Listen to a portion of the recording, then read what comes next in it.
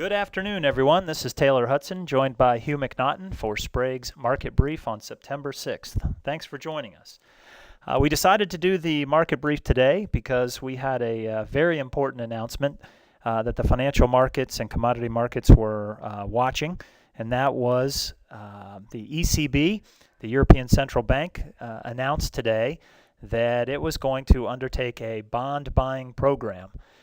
The market had been speculating whether or not this was going to occur ever since the ECB's president in July said he would do whatever it takes to defend the euro. So we've been kind of waiting around, and we got the answer today.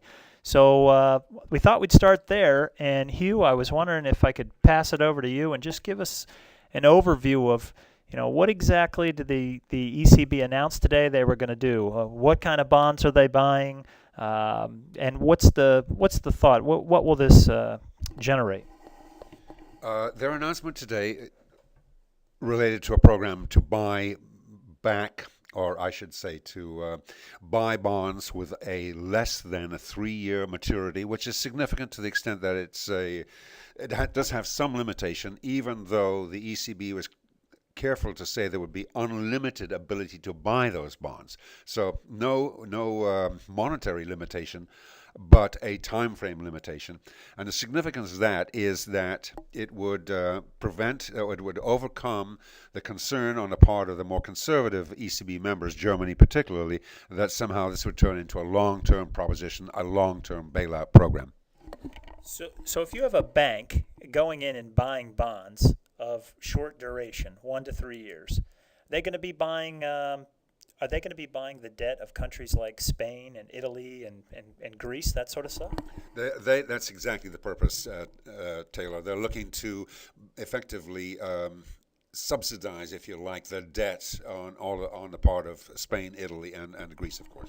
So if Spain puts out a bond because it needs money to balance its current budget right now, and nobody buys it, then they wind up paying they get less money for the bond, so they wind up paying a very high interest rate, and that's what we were talking about, the 7%, 8%, it's unsustainable.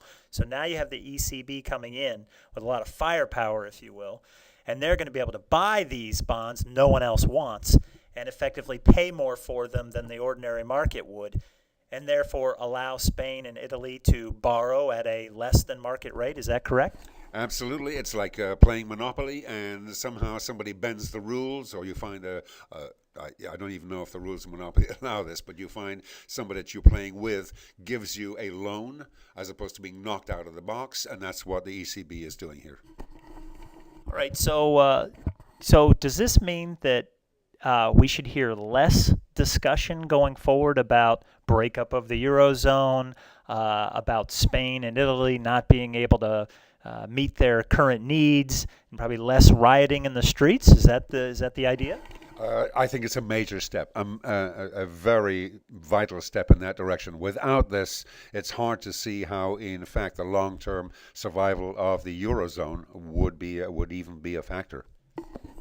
One particular piece of the announcement today was that the ECB would, quote, sterilize their bond purchases. What exactly does that mean? If the sterilization involves the buyback of buyback of securities at the end of that 3-year period in such a way, with the result that all the liquidity that the ECB is injecting into the Eurozone system, or the Euro system here and now, is in fact going to be counteracted by that obligation, or by the decision to buy back those bonds at the end of a period. Okay, so in effect, if you're worried about central governments or central banks printing money, and they go in and buy a bunch of bonds, inject a lot of capital into the market, what they're also going to do is sell some of their assets on their balance sheet, and that's going to soak up some of the extra money that they've already put into the system. So you have less dollars, or euros in this case, floating around, and it tends to hold back the inflationary aspect of monetary easing or monetary policy operations.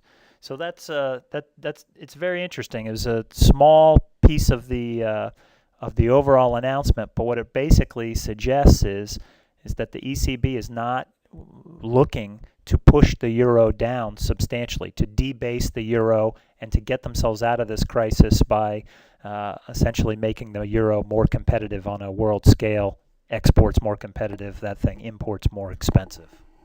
Absolutely, and there is actually a strong argument that that Europe could use effectively the subsidization, or I should say, the subsidization of their exports, their industry and such, by a more permanent devaluation of the euro.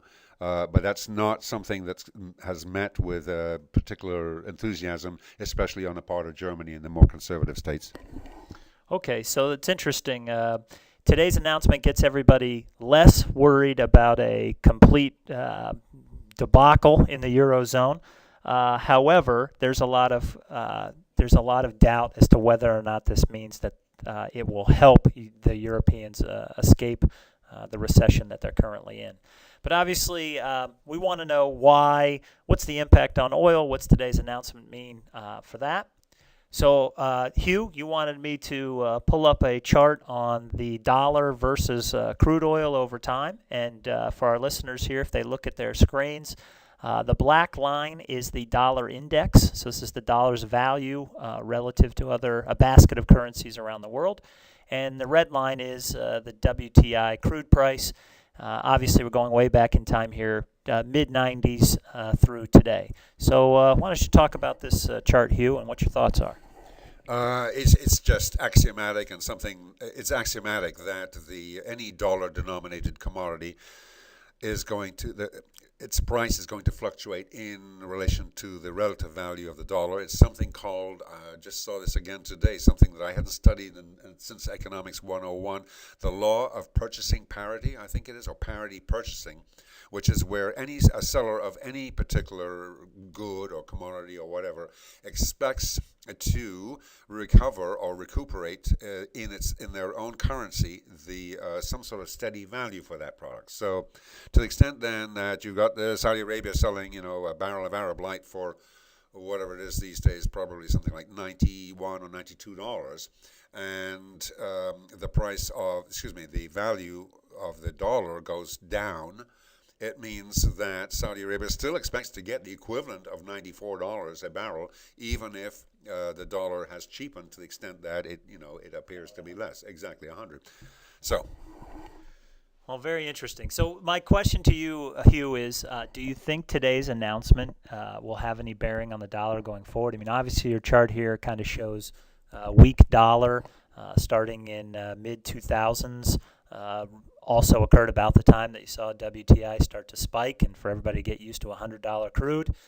Do you think today's announcement by the ECB changes the outlook for the dollar? We're going to have the dollar strengthen?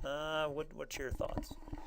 No, I don't think that will be the case. I think this is, in fact, as we saw today, on an intraday basis, we saw the value of the euro appreciate against the dollar.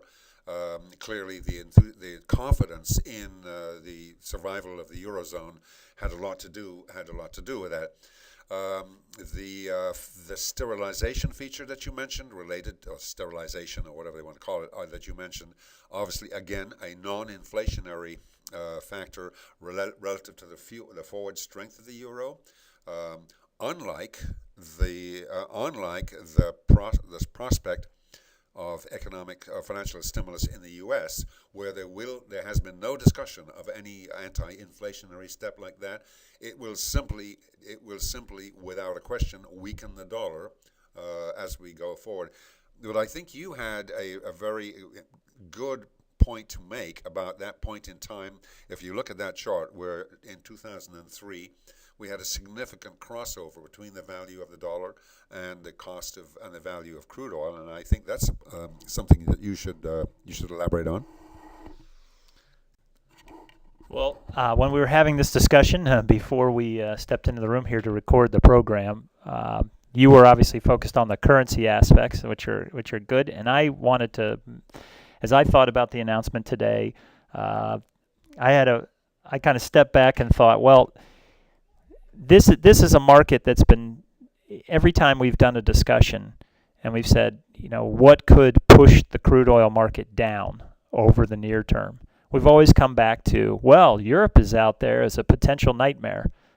We could have a breakup of the Eurozone, and oil prices could come crashing down. And certainly, when we've had periods of time that the market has gone down, it's been associated with wild headlines on CNBC or whatever about a breakup. So we sort of took that off the table, I think, today, somewhat. It's less likely that we're going to have those contagion type fears in the marketplace. So I have to ask myself, well, what's left? What's left moving the market? And I put up this long-term picture of heating oil prices since 1990 up here because, and I pointed out between 2002 and 2005, we really saw quite a breakout of long-term prices to levels that we just haven't seen before ever. And it's interesting because there is sort of a fundamental issue going on. First of all, you had the U.S. invasion of Iraq, and you also had the really explosion of growth in the emerging economies like Brazil and in China and India. So on this chart, you actually see OPEC's surplus capacity.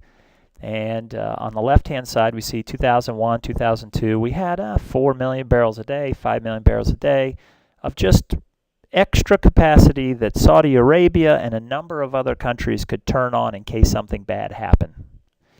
And in 2003, we had our first year where we had a significant decline in that surplus capacity. And in 04 and 05, we hit 1 million barrels a day, and there's a lot of people who don't even think we had 1 million barrels a day of spare capacity in case something happened. This makes markets very nervous, and this makes markets think that they need to bid up pricing in order to encourage some sort of stock building and ration demand somewhat. So we had the economic recessions, the Great Recession of 2009, 2010, but look at the trend here, Hugh. The trend from the EIA is that we're not out of the woods yet in terms of tight supply. And all I hear about in the news are still concerns in the Middle East, whether they be Syria or Iran. And I look at the price chart and I say, well, I think that, the market sold off because of poor economic conditions. We got some economic recovery hopes. We've moved back up to $3 a gallon, at least for heating oil. And now we've gotten rid of the European crisis, or at least we've improved the European crisis. So for me, the only issues that are left here over the near term are supply threats and relatively better economic outlooks. Those suggest to me support of pricing instead of deterioration. But who knows? What do you think? Well, unfortunately, I have to agree with you. Unfortunately, because from our standpoint, from our customer standpoint, from the end consumer standpoint, none of us want to see this kind of pricing prevail.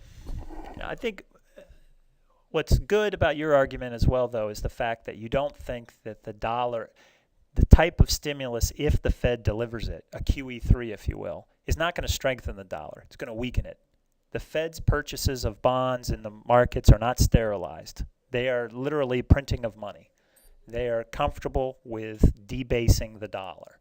And like you pointed out, that tends to increase the nominal cost of the commodity, in that case crude. So we hope we're wrong. We hope that we gave listeners a little bit of an education on what exactly the ECB announced today. And as always, your feedback is welcome. So please let us know. Thank you very much and have a great day.